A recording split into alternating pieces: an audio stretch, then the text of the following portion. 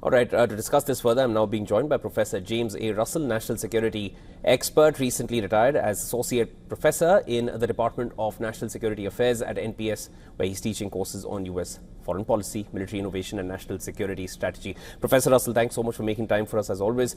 Let me start right away.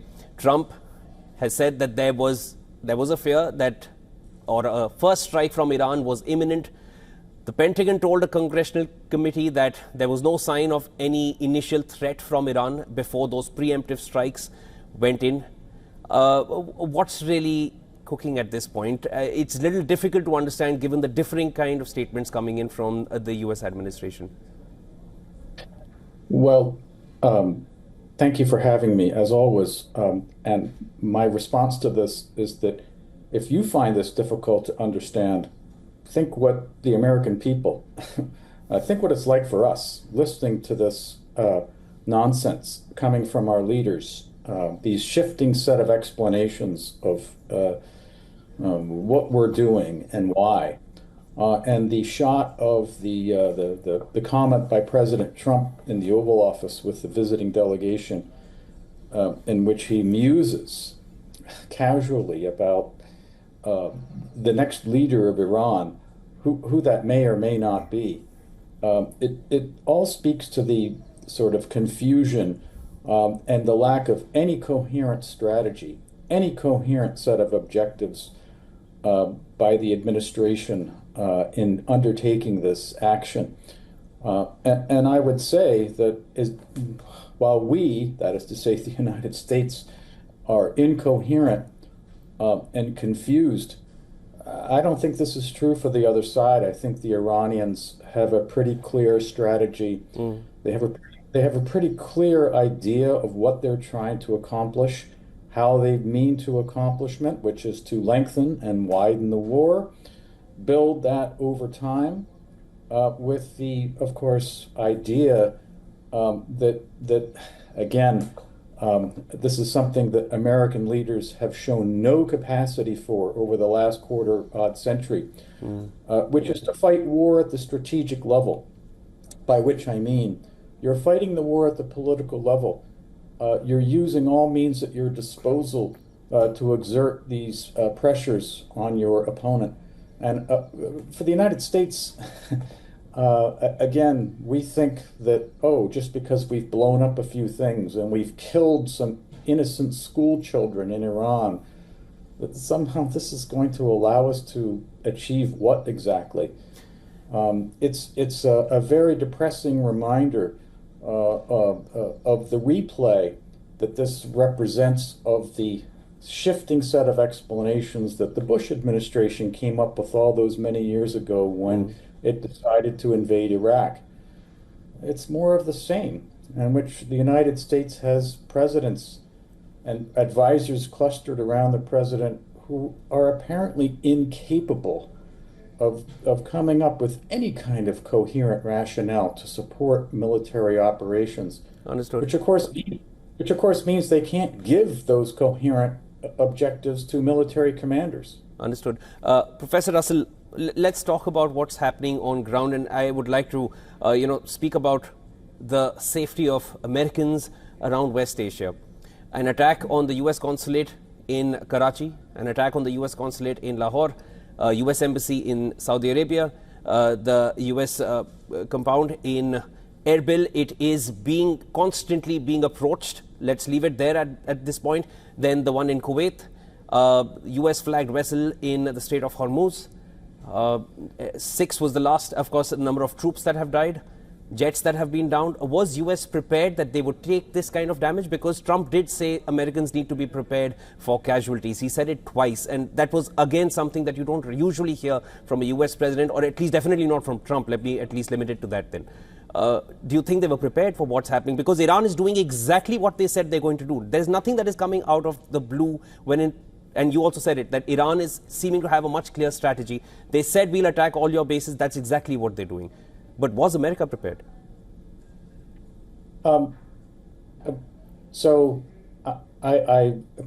it's been a while in my own career since I worked in the inner workings of the national security bureaucracy. And I can tell you that, of course, there are experts that work within that system that would anticipate these kinds of things that you're referencing here. The ways in which the Iranians are reaching out to inflict pain on a sort of wide array of different, targets, if you will. But it's not clear that any of this kind of thinking has made its way into the Oval Office. In fact, Trump's leaders display an almost complete ignorance about the dimensions of war and the unanticipated consequences of using force, the capabilities of your opponent, the ability of your opponent to inflict their own damage upon you. Trump shows no, and his defense secretary, Pete Hegseth, is even worse. To listen to that guy when he puts his face in front of a microphone. I mean, it's scary stuff, filled with a sort of arrogance and hubris that tells you, apropos of your question, that none of these senior leaders have considered any of these effects, by which I mean, and you correctly note, the sort of horizontal escalation that Iran is undertaking. And as you quite correctly note, this is not a surprise. This is exactly what the Iranians said they were going to do. They warned us that this is what they would do before the attack, and now it's happening. And the Strait of Hormuz is closed, and the Iran plan seems to be a pretty clear one, and it's being played out at the strategic level, by which I mean the long term. Iran has a long-term view. Yes, they are feeling pain, and they've taken some damage from the American and Israeli attacks. But they take the long view of this. They're a country of 90 million people. This is a very coherent and stable state. Okay, so maybe the people aren't all happy under the rule of the religious clerics, but the idea somehow that the regime would collapse like a house of cards because of a few bombs, that hasn't happened, and I don't think it's going to happen. Which then leads you to this question: well, what happens next? And it's clear that Trump has no earthly idea what happens next. His advisors have no earthly idea of what happens next. So here we sit with the United States in a situation lacking any kind of adult supervision. Understood. in this disastrous circumstance. Professor Russell, I'm going to break into a development which has just come in. Just stay with me. We'll come back to you. There's breaking news coming in, viewers. This is breaking news coming in from Israel.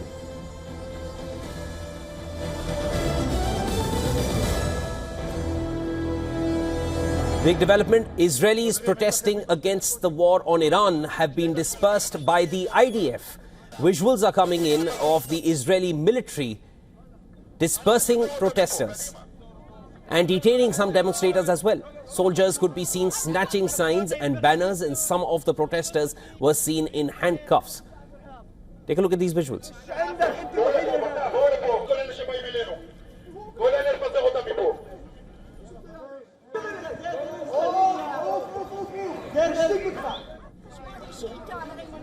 All right, I'll cut back to Professor James Russell. Thank you so much, Professor, for staying with us. Now, this development, we can quickly discuss the protests that are also taking place. And I believe these protests are not just taking place in Israel, they're also taking place in the US against the war on Iran at this point.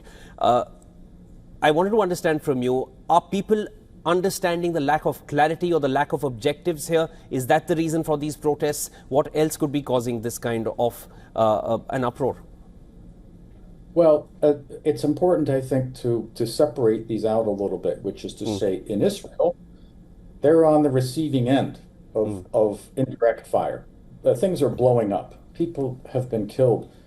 And of course, the people are understandably worried about this, as they should be.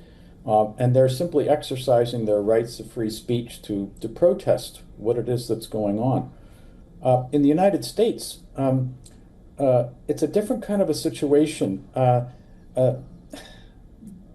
the American public, by and large, is completely disconnected from the violence that its country, its military, is inflicting in Iran and has inflicted over, of course, over the last quarter-odd century. I'm not trying to how to describe this, but if you were to go if you were wander around in major American cities and go into public establishments, you'd see sporting events on the TVs, right? People are more interested in the games that are going on than in the application of force by their country, an unprovoked and illegal attack against another sovereign state. In other words, the American people have regarded this war and the wars that have preceded it as something that kind of is happening over there, that is to say, by which I mean someplace else. And of course, what they don't realize is that these things have a way of boomeranging, and they have a way of coming home. And of course, this is what has happened with the Trump administration effectively releasing a government-sanctioned militia into American cities to arrest Americans and throw them into jail without due cause. They've killed American citizens. And this paramilitary sort of group in uniforms called ICE is drawing upon the same methods and tactics that we used across Southwest Asia and Iraq and Afghanistan over the last 25 years. So the point of this here is the disengagement of the American public in this very reckless and dangerous sort of activity abroad in using force. It comes back to haunt the country in all kinds of very dangerous ways. And as an American, I fear for the future. I fear that we are looking at a future that looks like the poor protesters in Israel. People in uniform show up and hustle them away and throw them in jail for exercising their rights of free speech, which, by the way, has also happened in America to the protesters to the Israeli genocide in Gaza, in which they were essentially rounded up and put in jail for exercising their rights of free speech that are guaranteed by the American Constitution, and branded these people as anti-Semitic. So the United States is in a very dangerous place in all of these matters. Understood. Professor Russell, thanks so much for joining us here. It's developing very, very fast. These updates, when we sit here in the newsroom, they're hitting us every minute. It's difficult to make sense of what's happening, and the statements that come out make it very perplexing to understand what is the eventual course of this. And if it's going to last another 4 to 5 weeks, there needs to be some strategy from all ends to bring it to some conclusive end, because right now that seems to be missing in place. Let's wait and watch how this one goes forward and hope that the death toll only reduces going forward or ends at the earliest. Professor James Russell, always a pleasure speaking with you. Look forward to speaking with you again. Thank you.